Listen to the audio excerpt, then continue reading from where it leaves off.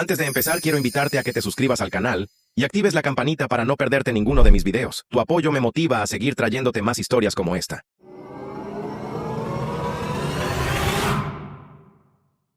No suelo hablar mucho de mi familia.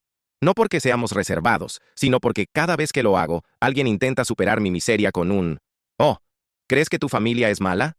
Pero te lo juro, la mía es del tipo de toxicidad que no te grita a la cara ni lanza platos por la habitación.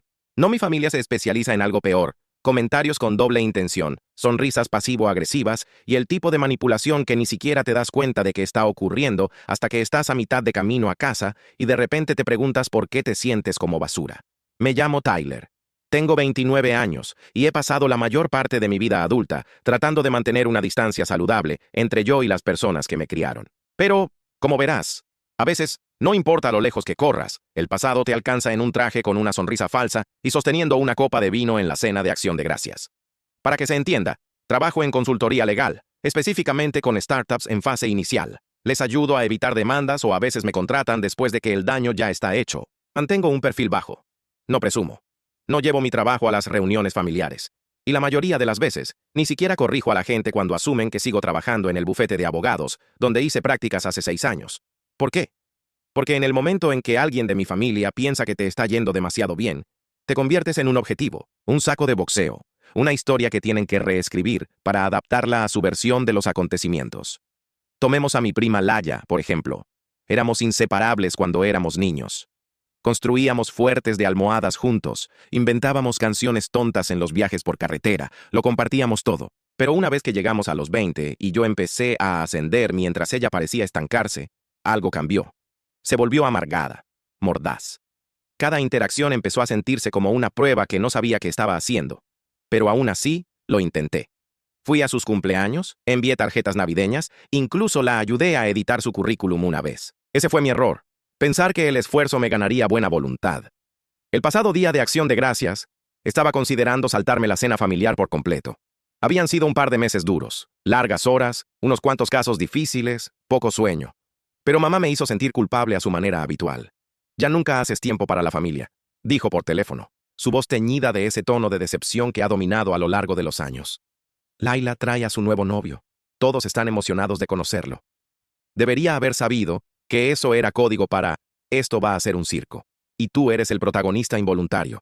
Así que me presenté, traje una botella de vino, nada elegante, solo lo suficiente para evitar preguntas. La cena fue en casa de mis tíos como siempre. Gran mesa de comedor de roble, sillas que no combinaban, velas falsas parpadeando. Aunque las luces del techo ya eran cegadoras, todos estaban allí. Mi madre, por supuesto, la tía Carol y el tío Mark, que siempre han parecido sacados de una comedia familiar de los 90, pero actúan como si estuvieran haciendo una audición para un reality show llamado Rencorosos y Orgullosos. Mi hermano menor, Jake, que en su mayoría se queda callado a menos que alguien mencione las criptomonedas. Y Laya, sentada orgullosamente junto a un chico que nunca había visto, sonriendo como si acabara de ganar la lotería. «Él es Brandon», anunció ella mientras yo entraba. «Fundó esta aplicación que ayuda a las pequeñas empresas a conectar con inversores. Es una persona bastante importante». Sonreí educadamente, asentí, le estreché la mano. Tenía el tipo de apretón que es más una actuación que una conexión. Firme, pero sin calidez detrás. Iba vestido elegantemente, como si quisiera que lo confundieran con un CEO en todo momento. Saco azul marino, reloj de aspecto caro, mocasines sin calcetines. Y desde el segundo en que me senté, pude sentirlo. Tenía algo que demostrar. El primer golpe llegó antes incluso de que empezáramos a comer. Estábamos conversando trivialidades sobre ciudades a las que viajamos, y mencioné un viaje de cliente que hice a San Francisco. Brandon sonrió desde el otro lado de la mesa y dijo: «Oh, me encanta cuando los abogados fingen ser emprendedores. Es adorable». Así, sin más, sin guiño, sin sonrisa para suavizarlo. Solo un golpe asestado con la crueldad casual de alguien acostumbrado a que la gente le siga la risa. Y lo hicieron. La tía Carol soltó un pequeño bufido. El tío Mark se rió. Incluso mi madre puso esa sonrisa apretada como diciendo: «No se equivoca, Tyler. Me lo tragué. He aprendido a no reaccionar. Si reaccionas, les das munición». Más tarde, mientras pasábamos el puré de papas, Brandon comenzó a hablar de su compañía. Su tono tenía esa inclinación presumida que he llegado a asociar con tipos que creen que ser el más ruidoso de la sala significa que son los más inteligentes. «Estamos revolucionando el espacio de las pequeñas empresas», declaró. «Nadie está haciendo lo que estamos haciendo. Ya hemos recaudado 2 rondas y el próximo año. Estrategia de salida. Asentí. Me quedé callado. Pero podía sentir a Laya observándome, esperando que interviniera. Casi como si quisiera una pelea. Nunca le gustó ser la segunda mejor en nada. Y en su mente, esta cena era su vuelta de victoria. Nuevo novio, startup exitosa, todas las miradas puestas en ella. Brandon siguió, mencionando nombres de inversores, soltando palabras de moda como disruptivo y escalable. Como si nos estuviera haciendo un pitch en lugar de comer pavo. En un momento, me miró directamente y preguntó, ¿qué hay de ti, Tyler? ¿Sigues haciendo lo que sea que haces? Eso provocó una risa. Una risa real esta vez, de varias personas. Mi tío incluso agregó, probablemente demandando a alguien por llamarlo aburrido. Ese dolió más de lo que esperaba. Fue una frase tan tonta, pero la forma en que todos se rieron dejó claro que todos pensaban lo mismo. No me tomaban en serio, no realmente. Intenté reírme, bebí un sorbo de vino, sonreí, dije, sí, algo así, pero por dentro podía sentir algo anudándose en mi pecho.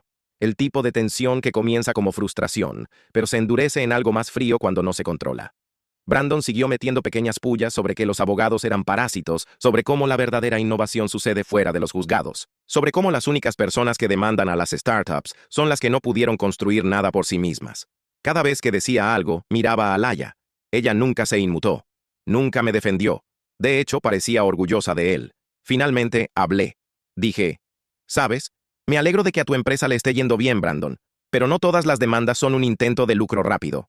Algunos de nosotros intentamos hacer que la gente rinda cuentas cuando cruzan los límites. Mi tono no era de enojo. Ni siquiera era cortante, solo firme. Pero en el segundo en que lo dije, mi madre puso los ojos en blanco. Tyler, masculló. Tal vez si no fueras tan sensible todo el tiempo la gente no bromearía tanto. Eso. Eso fue el detonante. Porque no era solo Brandon, eran todos ellos. Años de pequeños cortes enmarcados como bromas. 1000 expectativas no dichas, y el recordatorio constante de que no importa lo que hiciera, siempre sería el que se tomaba las cosas demasiado en serio. Así que, me callé. Me mordí la lengua.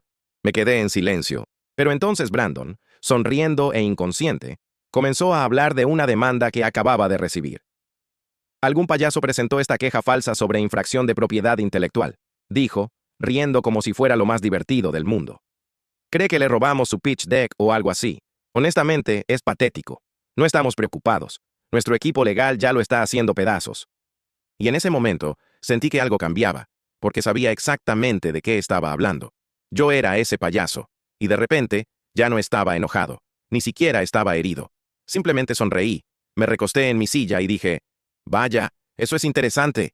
No suelo hablar de trabajo en la cena, pero creo que conozco ese caso. De hecho, creo que yo soy el que lo presentó. Y fue entonces cuando las risas cesaron. Brandon parpadeó primero. Fue solo por un segundo, pero lo noté. La forma en que su sonrisa vaciló, la forma en que sus cejas se crisparon ligeramente, como si su cerebro estuviera tratando de redirigirse en tiempo real. Todos los demás también se quedaron congelados, pero de diferentes maneras. Laya se detuvo a mitad de un bocado. Mi madre giró la cabeza hacia mí tan lentamente que se sintió como si la temperatura de la habitación hubiera bajado unos grados. Mi tío se aclaró la garganta. El aire se sentía espeso con algo que aún no podía nombrar, pero podía sentirlo vibrando bajo mi piel. «Estás bromeando», dijo Brandon, aún sonriendo, pero ahora era todo dientes. «Es una broma, ¿verdad?»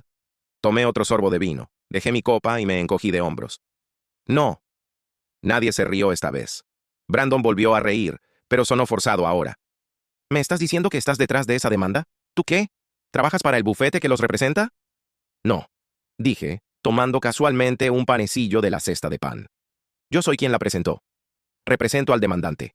Mi cliente vino a mí hace unos meses con documentación bastante convincente, capturas de pantalla, correos electrónicos, incluso sellos de tiempo de un disco compartido para el pitch. Partí el panecillo por la mitad lentamente. Mi voz era uniforme y tranquila. Están alegando que tu compañía robó su concepto, lo alteró ligeramente y lo usó en tu deck más reciente para inversores. Por un momento, se sintió como si nadie estuviera respirando. Luego mi tía se rió. Fue una risa aguda, incómoda. «Oh, vamos, Tyler. Es acción de gracias. ¿Podemos no hablar de demandas?» La ignoré. No estaba hablando con ella. Mis ojos permanecieron fijos en Brandon. «¿Recuerdas el nombre Daniel Kenney?» Se puso rígido solo un poco, justo lo suficiente para que yo supiera que había tocado la fibra sensible. «Espera, ¿qué es esto?» Laya finalmente habló, mirándome de Brandon a mí y viceversa. «¿Estás demandando a su compañía? ¿Como en la vida real? Brandon se recuperó rápidamente. Es ridículo, dijo agitando una mano. Algún tipo piensa que tuvo la misma idea que nosotros. Y ahora está llorando porque nosotros ejecutamos mejor. Sucede todo el tiempo en tecnología. No significa que sea válido. Tyler es solo el tipo legal que está haciendo caja. Eso dolió, pero lo dejé pasar. He lidiado con cosas peores en los juzgados. Firmaste un acuerdo de confidencialidad, NDA, cuando asististe a esa reunión. Dije. Tu compañía lo hizo, de todas formas. Ese es un documento vinculante. Brandon se mofó. Es vago, no es ejecutable. Mi sonrisa nunca desapareció. Eso lo averiguaremos en la corte. Y así, sin más, el poder cambió. Él lo sabía, yo lo sabía, pero todos los demás todavía estaban tratando de asimilarlo. Mi madre rompió el silencio primero. Tyler, ¿por qué sacarías esto aquí? ¿Qué clase de persona viene a una reunión familiar y lanza una demanda en la mesa? La miré de verdad, y por primera vez en años no me inmuté ante su decepción. El tipo de persona que ha estado sentada aquí toda la noche mientras todos se reían de él. El tipo de persona a la que han llamado sensible por pedir que no se burlen. El tipo de persona que ha estado haciendo su trabajo y luego descubre que el tipo que lo insulta por el pavo es el mismo tipo que intenta ocultar pruebas en un caso legal. Ella parpadeó una vez, pero yo no había terminado. Me criaste para que trabajara duro, para que siguiera las reglas, para que me defendiera cuando algo está mal, pero cuando realmente lo hago, de repente soy demasiado. ¿Estás de acuerdo con que la gente me pisotee siempre y cuando sonrían mientras lo hacen? Nadie dijo una palabra. Me levanté lentamente, dejando caer mi servilleta sobre el plato. ¿Quieres saber la peor parte? Dije con voz firme. Ni siquiera iba a mencionarlo. No vine aquí a restregar nada. Vine porque me lo pediste. Porque dijiste que la familia importa. Pero ahora estoy sentado aquí dándome cuenta de que tal vez solo importa cuando soy lo suficientemente pequeño como para ser pisoteado. Me giré para irme. Tyler, espera, comenzó mi madre, pero levanté una mano. He terminado de esperar. Salí, con el abrigo sobre el hombro, el corazón latiendo, no por nervios, sino por algo más frío. Decisión. No cerré la puerta de golpe, no grité, simplemente me fui. Pero ese no fue el final. A la mañana siguiente, mi teléfono vibró antes incluso de tomar café. Primero fue un mensaje de texto de mi madre. Necesitamos hablar. Luego, otro de mi hermano Jake. Brandon está flipando. Dice que lo tomaste por sorpresa. ¿Qué está pasando? Luego Laya. Por supuesto, acabas de arruinar el Día de Acción de Gracias para todos. Espero que haya valido la pena. No respondí. Me quedé con eso. Dejé que el silencio creciera. Porque ese fue el punto de inflexión, en realidad. No la demanda, no las pullas, ni siquiera el momento en la cena cuando tiré de la anilla.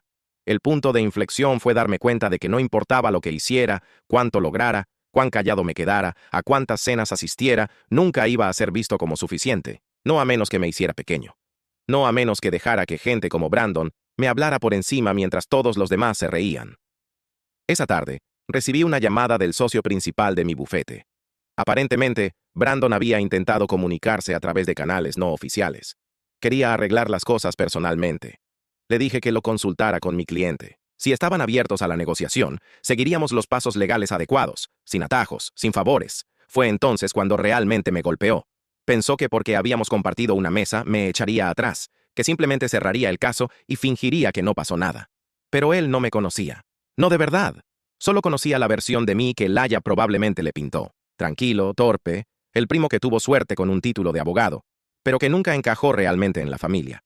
El resto de la semana fue un borrón de correos electrónicos, mensajes de texto y mensajes de voz pasivo-agresivos. La tía Carol llamó para decir que había avergonzado a Laya. El tío Mark sugirió que simplemente lo dejara pasar, porque ¿qué es la familia si no es perdón? Incluso mi madre intentó hacer de mediadora diciendo, tal vez haya una manera de que lo resuelvas sin hacerlo tan público. ¿Público? Esa palabra seguía resonando en mi cabeza, porque eso era lo que realmente les preocupaba, ¿no? No la verdad.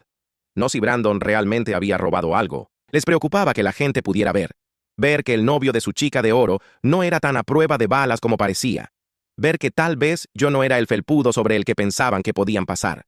Pero la peor parte, la parte que se me quedó grabada, que se repetía en mi cabeza, fue un mensaje que Laya envió 2 días después. Siempre tuviste un problema con que yo recibiera más atención. No podías simplemente dejarme tener algo bueno por una vez. Tuviste que arruinarlo. Ese dolió, porque a pesar de todas nuestras diferencias, nunca quise arruinarle nada. Recordé cada pijamada de la infancia, cada secreto tonto que juramos guardar.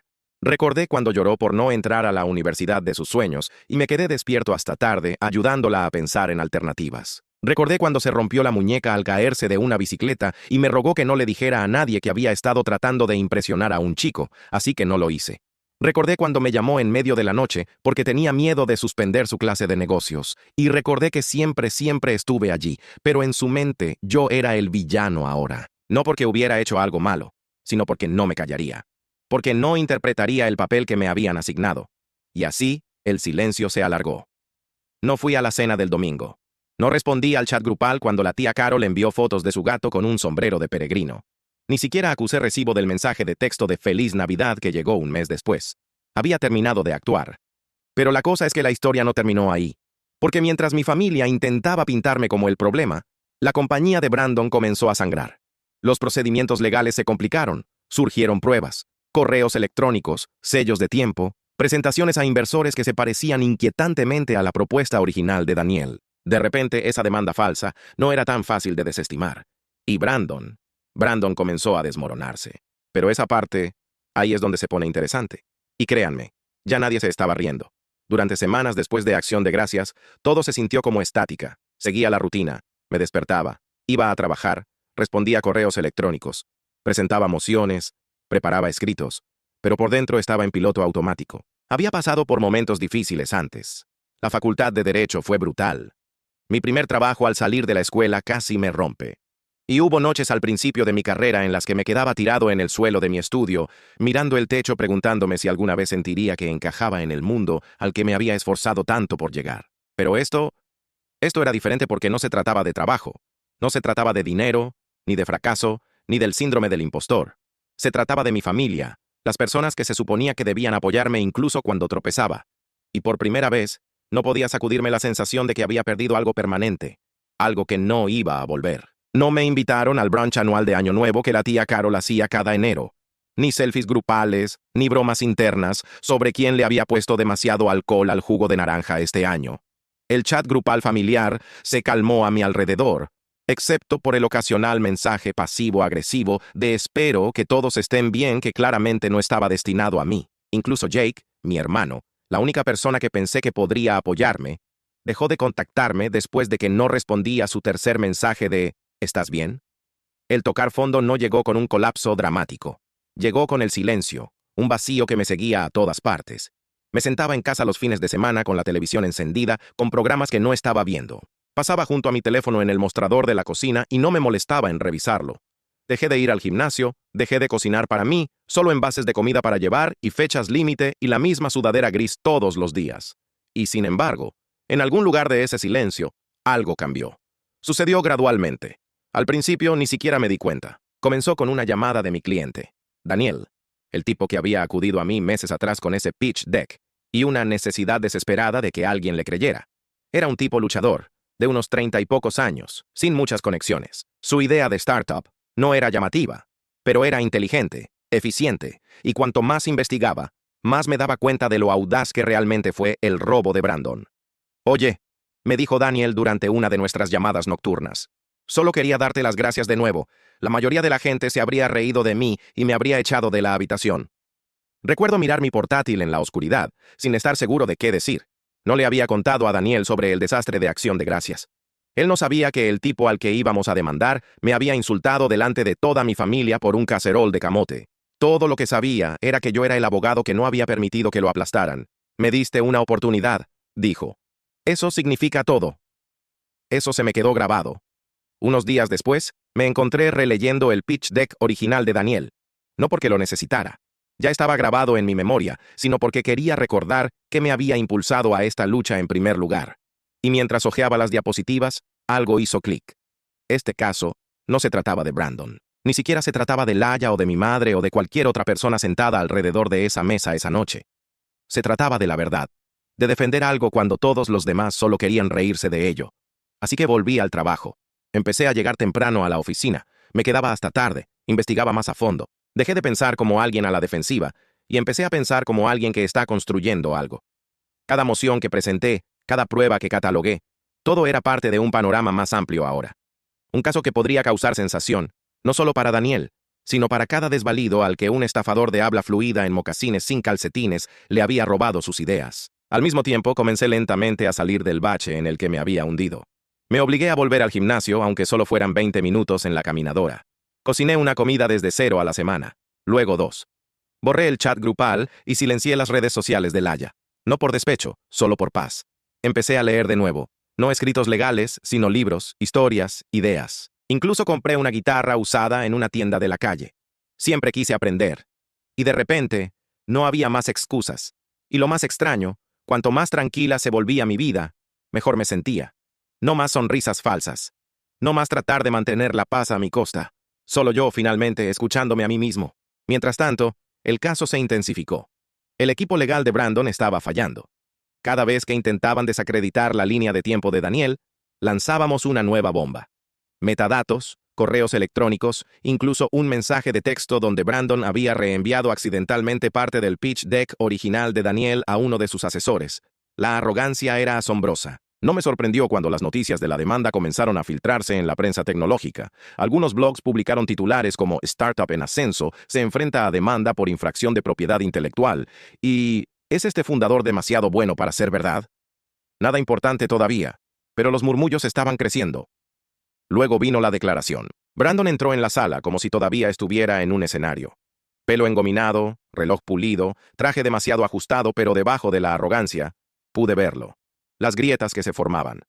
No esperaba ser interrogado. No esperaba que yo fuera quien hiciera las preguntas. Mantuve mi tono tranquilo, profesional, pero cada pregunta era una aguja abriéndose camino a través de la red que había tejido.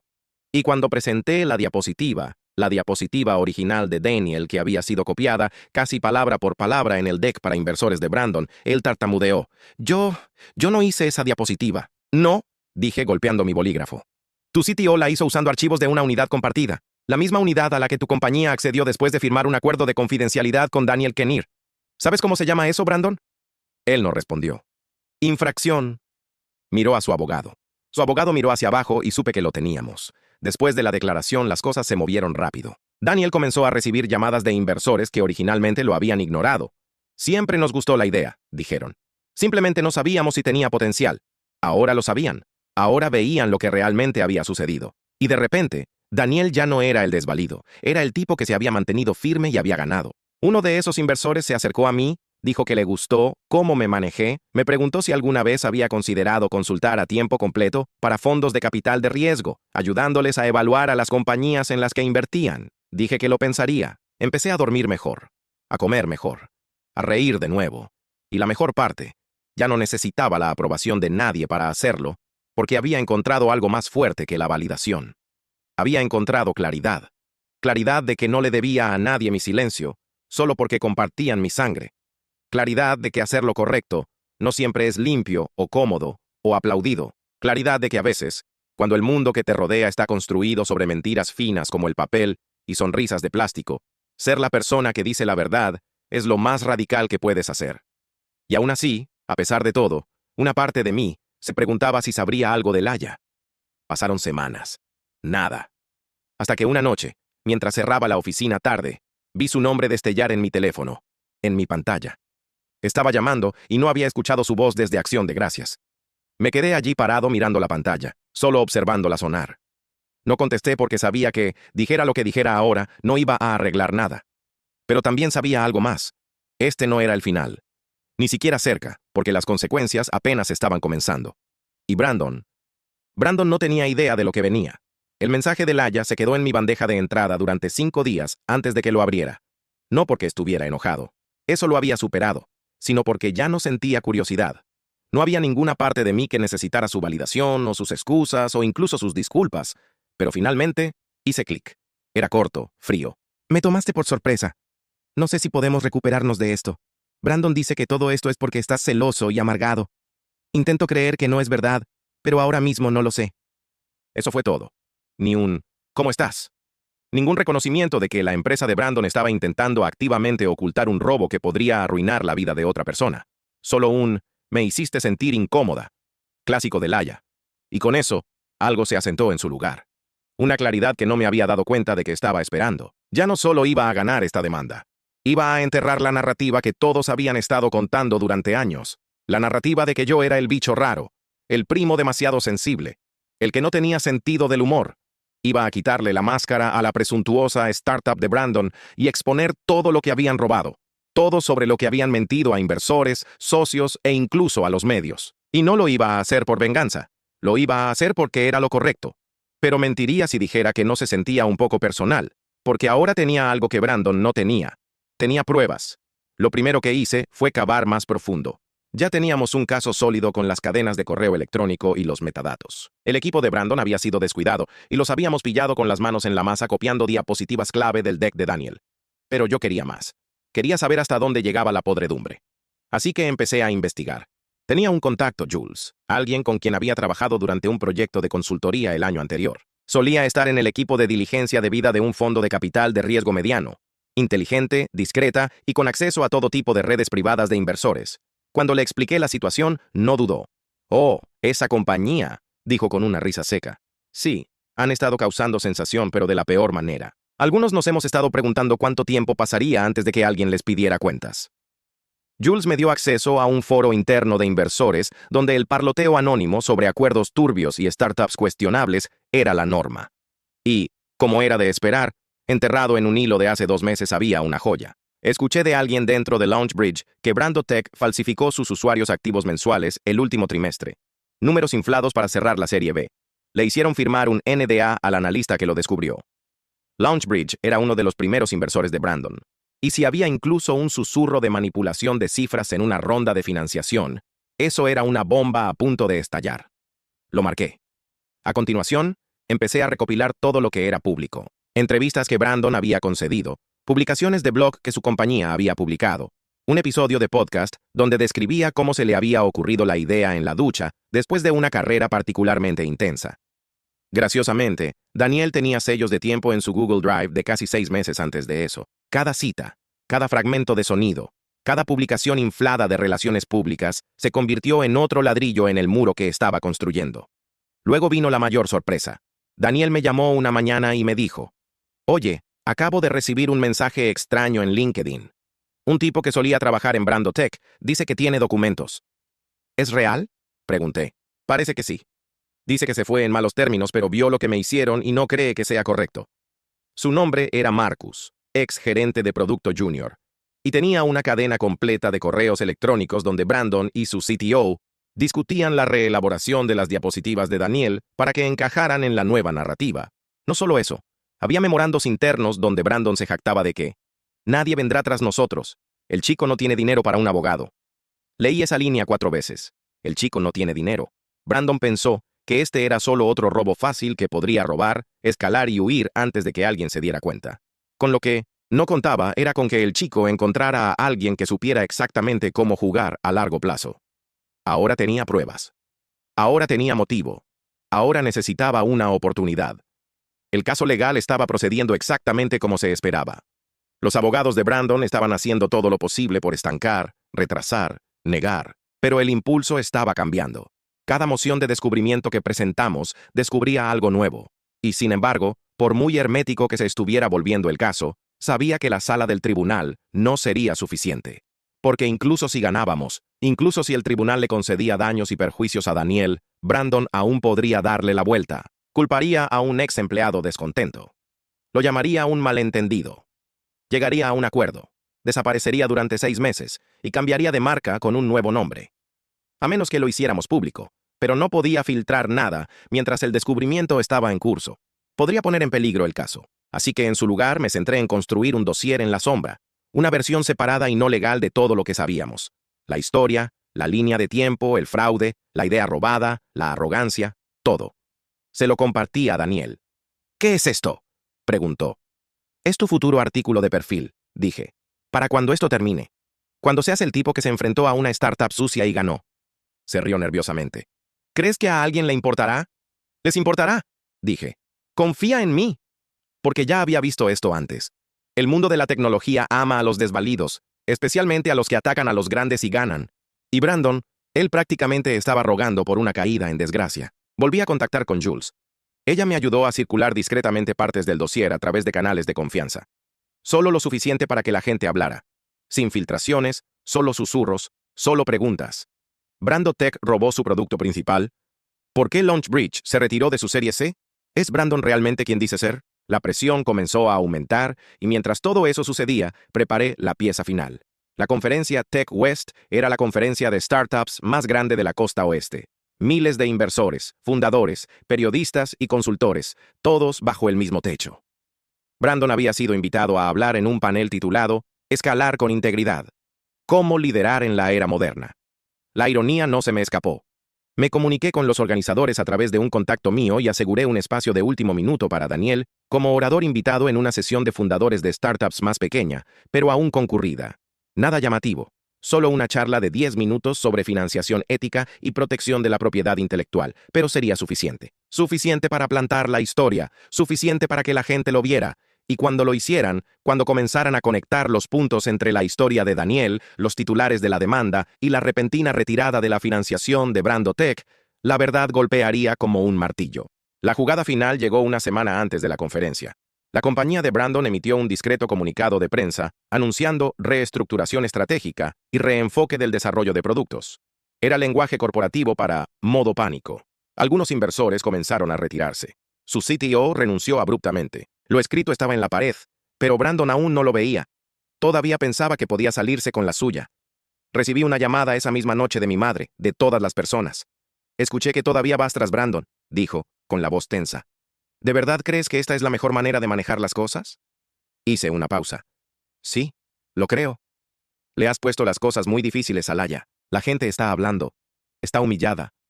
Laya eligió humillarse, dije con calma. Al estar al lado de alguien que roba, miente y trata a todos los demás como si fueran inferiores a él. Eso no es mi culpa. Silencio. Luego, en voz baja. Ya no te reconozco. Sonreí para mí mismo. Bien, dije. Eso significa que finalmente estoy haciendo algo bien. Y así, el escenario estaba listo. Brandon subiría a ese panel de la conferencia con un traje a medida y mostraría su mejor sonrisa. Daniel contaría tranquilamente su historia a 2 salas de distancia. Y para cuando terminara el fin de semana, todo el mundo lo sabría. El robo, la arrogancia, las mentiras. Esto ya no se trataba solo de una demanda. Se trataba de un legado. Y yo me aseguraría de que la verdad tuviera la última palabra. El primer día de Tech West llegó como la lenta y constante inhalación antes de un golpe. La ciudad bullía con Teslas alquilados, portacredenciales tintineantes y café frío demasiado caro. Un mar de aspirantes a fundadores y capitalistas de riesgo recién acuñados inundó el centro de convenciones, todos abriéndose paso a codazos hacia cualquier disrupción que oliera más a la próxima empresa unicornio. Había estado en Tech West 2 veces antes, pero este año se sentía diferente. Este año, yo no era solo otro traje en la multitud. Yo era el tipo que sostenía el fósforo. El panel de Brandon estaba programado para el sábado por la tarde. Escalar con integridad. Ese título todavía me hacía reír. Se celebró en el escenario principal. Era una ubicación privilegiada. Docenas de cámaras, blogueros de tecnología en primera fila, todos los grandes nombres en capital de riesgo asomándose desde atrás. Brandon fue anunciado como el cabeza de cartel. Su foto, sonriendo, con la mandíbula apretada, la mano en la barbilla como si acabara de inventar el agua potable, estaba pegada en las pancartas promocionales como si fuera la segunda venida de Jobs. El espacio de Daniel llegó 2 horas antes en la sala B12. Más pequeña, más tranquila, sin luces de escenario, sin equipo de cámara, solo un podio bajo, algunas sillas de plástico y una multitud de quizás 60 fundadores en etapa inicial que estaban allí para aprender a evitar trampas legales. Casi no se presenta. No sé si puedo hacer esto, me dijo esa mañana. Estábamos sentados en un banco afuera del recinto, ambos bebiendo café tibio en silencio. Entonces, no tienes que dar una charla TED, dije. Solo tienes que decir la verdad. El resto se encargará de sí mismo. Él asintió. Pero va a estar en el mismo edificio que yo. Están de locos. Lo sé, le dije. Y para esta noche, él deseará no estarlo. La charla de Daniel comenzó en voz baja. Algunas personas entraron, luego unas pocas más. A los 10 minutos, la sala estaba llena. No comenzó con drama. Sin teatro, solo una voz firme y una historia. Se me ocurrió una plataforma para ayudar a las pequeñas empresas a conectarse con microinversores. La presenté. Tuve algunas reuniones. Una de ellas fue con Brando Tech. No usó el nombre de Brandon directamente, lo cual fue inteligente, pero la sala ya estaba llena de rumores. Firmaron un NDA, compartimos documentos. Lo rechazaron. Una pausa. Unos meses después, vi mi deck con un nuevo logo siendo presentado en una exhibición de startups. Palabra por palabra, diapositiva por diapositiva. La audiencia estaba en silencio ahora. sin portátiles abiertos, sin conversaciones secundarias, solo ojos fijos al frente. Pensé en rendirme, pero alguien me dijo, el robo no se convierte en innovación solo porque el ladrón consiga financiación de capital de riesgo. Ese alguien había sido yo. Él no dijo esa parte. No era necesario. Terminó la charla con una frase. No dejes que el miedo a ser difícil te impida tener razón. El aplauso comenzó lento. Luego se convirtió en una ovación de pie. Y justo allí, en esa sencilla sala de conferencias con alfombra barata y luces fluorescentes zumbantes, supe que nos habíamos ganado a la multitud. Pero la guerra no había terminado. Todavía no. Brandon subió al escenario principal 2 horas después, como si todavía fuera el rey, flanqueado por otros 2 CEO y un moderador que claramente adoraba el suelo que pisaba. Se lanzó directamente a su monólogo habitual. En Brandotech, creemos en la integridad, la innovación y la escalada con propósito. La ironía casi me hace ahogarme. Yo estaba parado en la parte de atrás, mezclándome con la multitud, solo otro asistente sin nombre. Pero no estaba solo. Jules también estaba allí. Daniel estaba sentado a su lado, callado, con los ojos alerta. No estábamos allí para abuchear. No necesitábamos hacerlo, porque la verdadera venganza ya estaba en marcha. 2 horas antes del panel de Brandon, había subido discretamente nuestro expediente legal a una base de datos de casos pública, algo a lo que cualquiera podía acceder con el enlace correcto.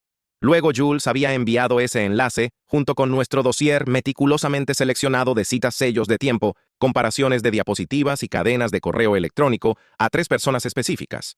Un bloguero tecnológico de nivel medio conocido por las exposiciones, una periodista de capital de riesgo respetada que cubría la rendición de cuentas de las startups y un influencer tecnológico en ascenso en TikTok con 500,000 de seguidores y un amor por el drama. La historia explotó. Comenzó como un susurro en las filas de atrás durante la charla de Brandon. Teléfonos zumbando, pantallas iluminándose con alertas. Luego vinieron los murmullos, la gente revisando el artículo, deslizándose, susurrándose entre sí. Para cuando Brandon estaba respondiendo su tercera pregunta fácil sobre lo que hace que un fundador sea digno de confianza, el primer periodista había tuiteado: ¡Alerta de noticias!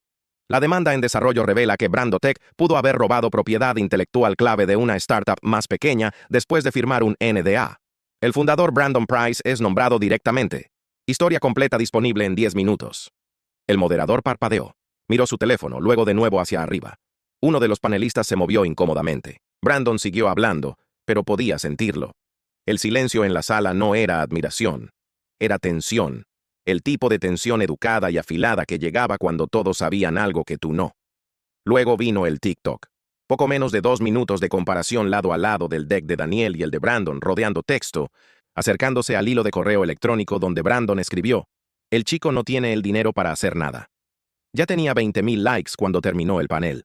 Brandon bajó del escenario ante un enjambre de cámaras. Pero esta vez, nadie preguntaba por su hoja de ruta. Preguntaban por la demanda, por los correos electrónicos, por el pitch robado. Trató de reírse, dijo: todo es un malentendido. Confiamos en nuestra posición. Pero su voz se quebró. Observé desde el otro lado del vestíbulo cómo agarraba el brazo de Laia, apartándola, el rostro contorsionado por el pánico. La boca de ella era una línea apretada. Brazos cruzados. Ya estaba revisando su teléfono, leyendo lo que el mundo ahora sabía. No parecía alguien defendiendo a su novio. Parecía alguien dándose cuenta de que había apostado por el caballo equivocado. En 48 horas, las consecuencias comenzaron. La página de LinkedIn de Brandotech se oscureció. Launchbridge emitió un comunicado diciendo que estaban pausando todo apoyo, a la espera de una investigación. 2 de sus asesores renunciaron. Luego llegaron los correos electrónicos de los reporteros, los que yo quería. Una pieza de formato largo se publicó una semana después. David contra Goliat. Cómo una startup luchadora se enfrentó a un consentido de Silicon Valley y ganó. No me nombró directamente. Estaba bien con eso. Pero la historia de Daniel se convirtió en un símbolo de defender tu posición. En un mes, Daniel cerró una nueva ronda de financiación, dinero limpio, inversores reales. Cambió el nombre de la compañía. Se mudó a una oficina adecuada. Y me pidió que fuera su asesor legal permanente. Dije que sí. Brandon, por otro lado, desapareció de las redes sociales. Lo último que se supo fue que estaba siendo expulsado por lo que quedaba de su junta directiva. El mundo de las startups siguió sin él, como siempre lo hace. Un día, era un visionario. Al siguiente, solo otra historia de advertencia. En cuanto a Laia, me envió otro mensaje. Este era diferente. No sabía la historia completa. Estaba equivocada. Debía haber escuchado. Lo siento. No respondí. No por ira, sino porque ya no era necesario. El silencio ya no era amargo. Era paz. Meses después, estaba parado en la nueva oficina de Daniel, viendo a un equipo nuevo de desarrolladores trabajar alrededor de barras blancas y pantallas. ¿Todavía estás pensando en el juicio?, me preguntó. Negué con la cabeza. No. Estoy pensando en cuántas veces casi no me presento. Él me miró. Me alegro de que lo hicieras. Yo también. Porque al final la venganza no fue el fallo judicial o los titulares. Fue convertirme en el tipo de hombre que ya no se encogía, que conocía su valor, que no se hacía pequeño para que otros se sintieran cómodos. El hombre que subestimaron una y otra vez hasta que quemó la máscara que le habían hecho y nunca miró hacia atrás. No solo gané el caso, enterré la mentira. Gracias por ver este video hasta el final. Tu apoyo significa mucho para mí, y cada suscripción me motiva a seguir trayéndote más historias como esta.